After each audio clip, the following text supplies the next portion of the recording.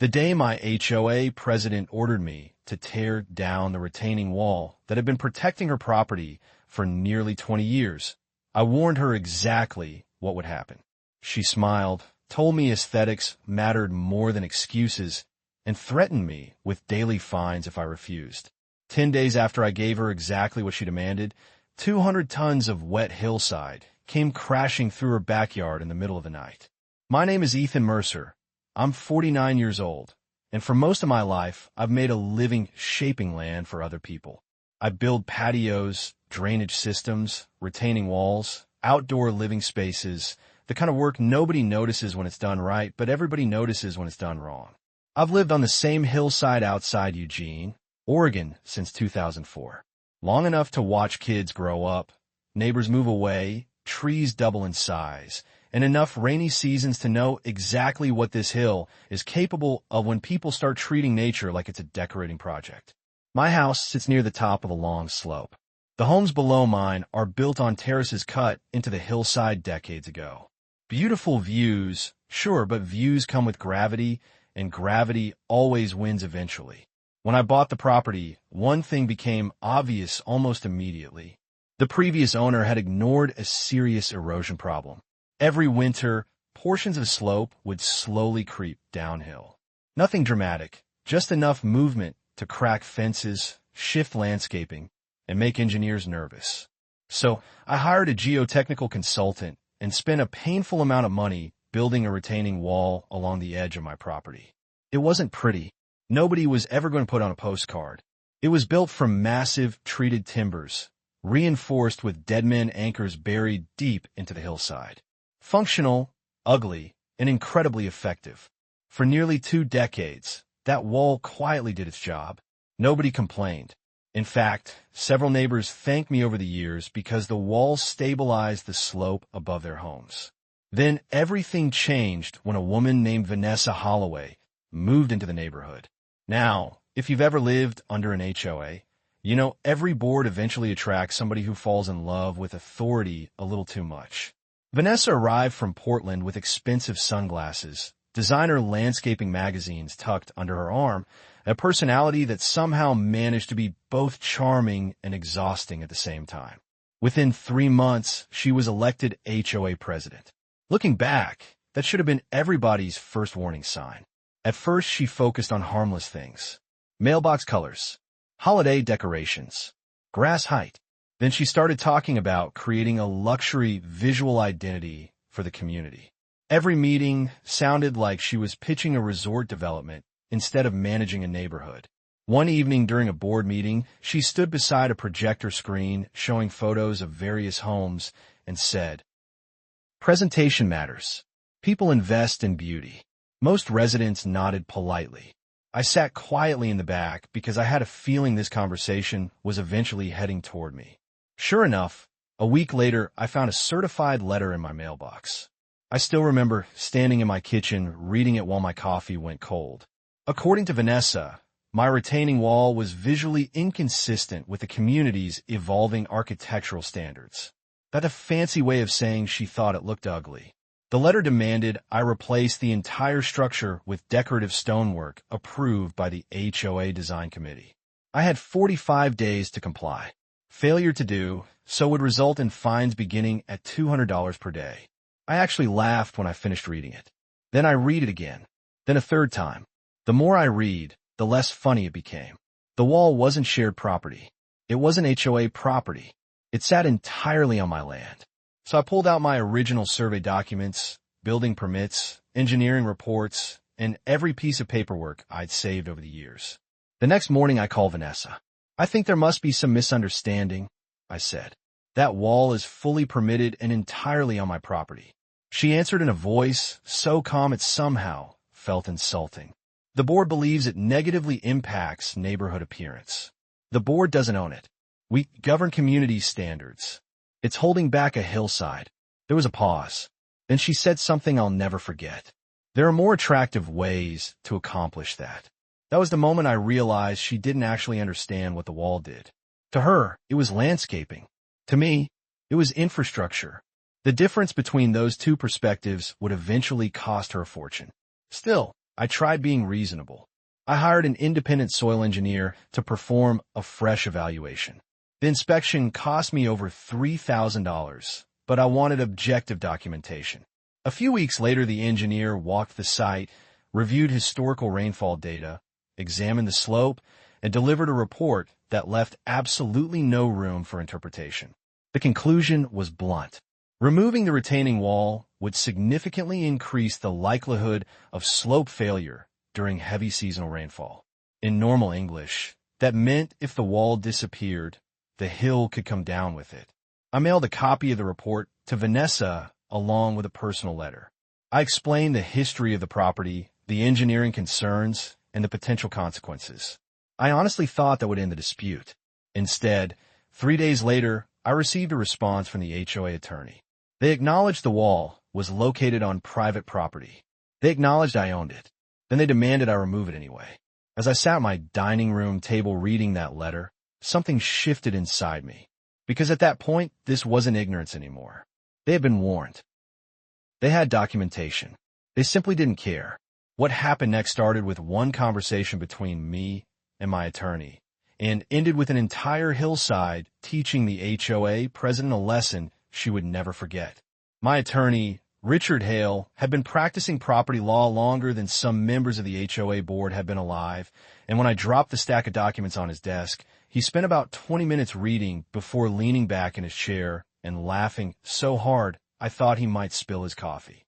"Ethan," he said, wiping his eyes, "this may be one of the dumbest legal positions I've seen in years." I asked him if we should sue immediately. Instead, he surprised me. "No, not yet." "Then what?" He slid the engineering report toward me. "You warned them. You documented everything. You have permits. You have surveys. You have expert opinions. If they want the wall gone, let them put that request in writing one more time." I stared at him. "You're serious?" "Very." Then he pointed at the report. Nature is about to become the most persuasive witness in this case. A week later, another certified letter arrived. The HOA board formally demanded removal of the retaining wall. Every board member signed it. Vanessa's signature sat at the bottom in bold blue ink. Looking back now, that signature probably cost her more money than anything she had ever purchased in her life. Once Richard reviewed the letter, he simply nodded. "Now you can comply." It felt strange. For months, I'd been fighting to protect something I knew was necessary. Every instinct told me to keep resisting. But another part of me was tired. Tired of explaining basic engineering to people who thought landscaping magazines qualified as technical expertise. Tired of being treated like a stubborn old man because I understood how water and soil behaved. So I rented an excavator. The date was September 14th. Oregon's rainy season was only weeks away. The forecast showed incoming storms. Even the timing made me uneasy. Early that morning, I climbed into the machine and started removing the timbers one section at a time. The first few came out easily. Then the deeper anchors followed. Each piece had been holding pressure for nearly 20 years. As the structure disappeared, I could actually see subtle movement in portions of the slope. Tiny shifts, tiny cracks. Nothing dramatic yet, but enough to make my stomach tighten.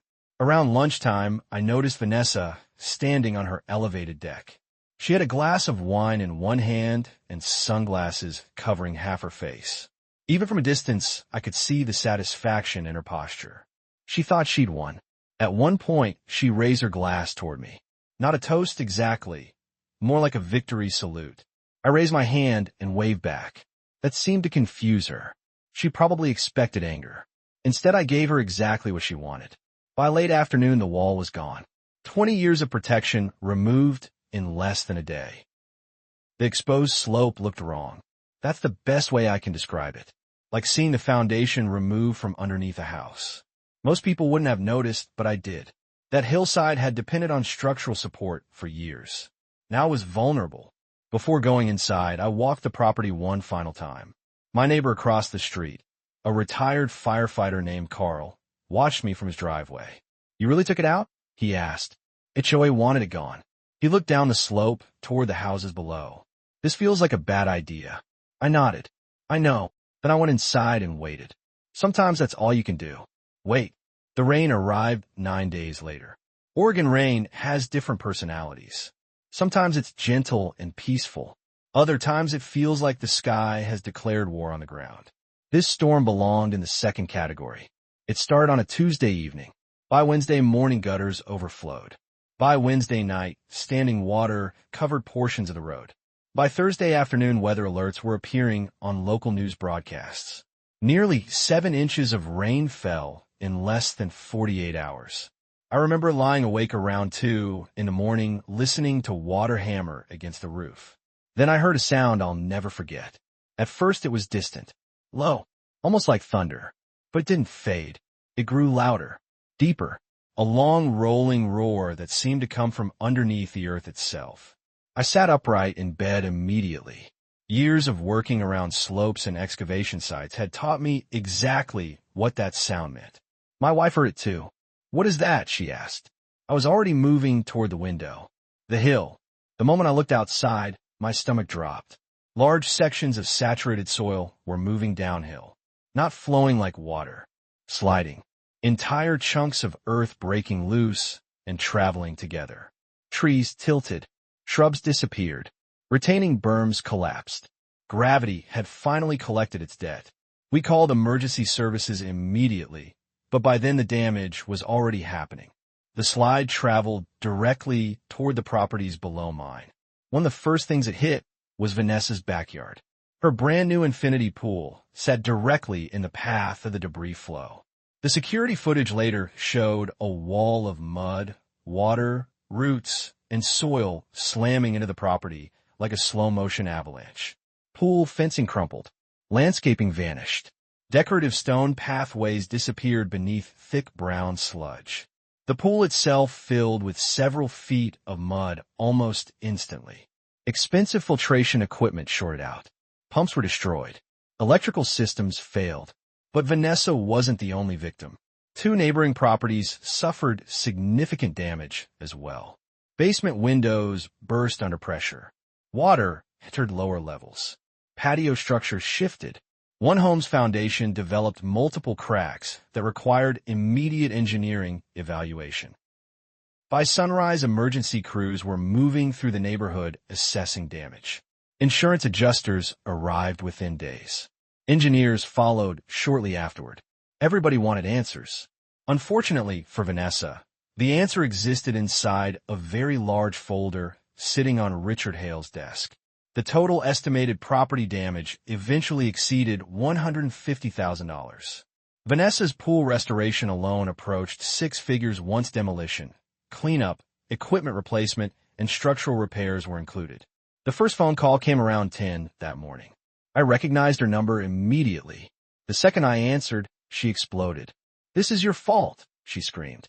"You destroyed my property." I waited until she finished. Then I asked one question. "Did you read the engineer's report?" Silence. Not complete silence. The kind of silence that happens when someone knows the answer is dangerous. "That's irrelevant," she snapped. "No," I said calmly. "It's actually the most relevant thing in this entire situation." She started yelling again. I ended the call. 2 hours later, her attorney contacted Richard. Then another board member called. Then another. Suddenly, everyone who had spent months acting confident seemed desperate to revisit old conversations. Funny how that works. Richard handled everything. Every call, every letter, every demand. The engineering report became the centerpiece of our response. Not because it was complicated, but because it was crystal clear.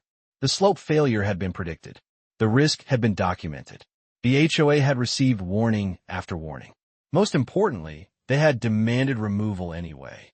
During one particularly tense board meeting, which Richard attended on my behalf, Vanessa reportedly tried arguing that nobody could have anticipated the severity of the damage.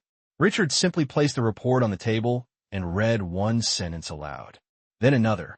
Then another. Each paragraph described exactly the type of failure that had occurred. Witnesses later told me the room became uncomfortably quiet. The board finally realized something awful. They hadn't been unlucky. They had been warned. And that's a completely different problem when lawyers and insurance companies become involved. Over the next few weeks, the HOA's position collapsed piece by piece. Insurance investigators reviewed documents. Engineers reviewed documents. Attorneys reviewed documents. Every road led back to the same conclusion. The retaining wall had been functioning properly. Its removal had directly contributed to the slope failure. And the removal had occurred because the HOA demanded it despite receiving professional warnings. By early October, Vanessa wasn't acting like a victorious HOA president anymore. She was acting like someone watching a very expensive train heading directly toward her future. What happened next would finally bring the entire conflict to an end. But not before the HOA was forced to accept terms they never imagined they'd agree to. By the second week of October, the mood in the neighborhood had completely changed. A month earlier, some people had looked at me like I was the stubborn guy refusing to modernize his property. Now those same people were stopping me on evening walks, asking questions they should have been asking from the beginning. What exactly did that wall do? How long had it been there? Did someone really ignore an engineer's warning? The truth was finally catching up with the story. And truth has a way of moving slower than gossip. But once it arrives, it usually sticks around a lot longer. A mediation meeting was scheduled between the HOA board, their attorneys, my attorney, and several insurance representatives. I remember walking into that room and barely recognizing Vanessa. The confidence was gone. The certainty was gone. Even the way she carried herself had changed. For months, she had spoken like someone issuing commands from a position of authority. Now she looked exhausted. Richard handled most of the conversation. He presented the permits, the surveys, the engineering reports, the certified letters, the HOA demands, and the timeline showing exactly how everything unfolded. Nobody disputed the documents because nobody could. They were all real. They were all signed. They were all dated. Eventually, the discussion turned toward the obvious question. How do we prevent this from happening again? The answer was the same answer I had given from the start. The wall needed to be rebuilt. Properly. Immediately. This time nobody argued. Nobody talked about aesthetics. Nobody mentioned visual standards. Funny how quickly decorative concerns disappear when half a hillside is trying to relocate itself into somebody's swimming pool. Richard then presented our proposal. I would rebuild the retaining wall using the original engineering specifications, oversee the stabilization work, and monitor the slope going forward. The cost wasn't cheap, but it was far less expensive than dealing with another failure. The HOA would cover construction expenses, reimburse engineering costs, and fund a long-term maintenance agreement to ensure the structure remained functional. Then Richard introduced one final clause. If the HOA ever failed to maintain payments or attempted to force removal again, I would have the contractual right to discontinue responsibility for the structure and remove my services. I remember seeing several board members exchange looks across the table. They hated that clause. They hated it because they understood exactly why it was there. Eventually, they signed anyway. They didn't have much choice. 3 weeks later, Vanessa resigned as HOA president. Officially, she cited personal reasons. Unofficially, everybody knew what happened. The woman who had built her reputation around controlling appearances had become the face of the most expensive mistake the neighborhood had ever seen. Construction began in early November. Watching the new wall go up felt strangely familiar. The same heavy materials, the same engineering principles, the same purpose. Some neighbors asked if I planned to build something prettier this time. I always gave the same answer. Pretty isn't the job. The job is keeping the hill where the hill belongs. By Thanksgiving, the project was complete. The slope was stable again. The damaged properties were being repaired. Life slowly returned to normal. Or at least as normal as things get after a neighborhood learns a six-figure lesson about gravity. Every year since then, the HOA has renewed the maintenance agreement. Every year, the payment arrives. Every year, the wall gets inspected. And every year, I can't help remembering how all of this started because somebody looked at a critical piece of infrastructure and decided it wasn't attractive enough. The strangest part is that Vanessa still lives in the neighborhood. We don't talk much. Sometimes our paths cross at community events. Sometimes we pass each other while walking dogs or checking mail. The conversations never go beyond polite nods. But every now and then I catch her glancing toward that retaining wall. The same wall she fought so hard to remove. The The same wall, now protecting her property once again. I honestly don't hate her. I was angry for a while, sure. Anyone would be. But over time I realized something important. Most disasters don't happen because people are evil. They happen because people become convinced they're smarter than reality. They stop listening. They stop asking questions. They mistake confidence for competence. And sooner or later reality sends an invoice. In our case, that invoice arrived in the form of mud, broken concrete, insurance claims, and a very expensive lesson carved into the side of an Oregon hillside. So here's what I'd love to know from you. Was I right to comply with the HOA's demand after warning them repeatedly, or should I have fought harder to stop them from making that mistake? Have you ever seen a neighborhood board, property manager, or a local authority push their power too far and end up creating a bigger problem than the one they were trying to solve? Drop your thoughts in the comments because stories like this always spark strong opinions, and honestly, that's what makes these conversations interesting. If you enjoyed the story, don't forget to like, subscribe, and share it with someone who's ever had to deal with an HOA that thought appearances mattered more than common sense.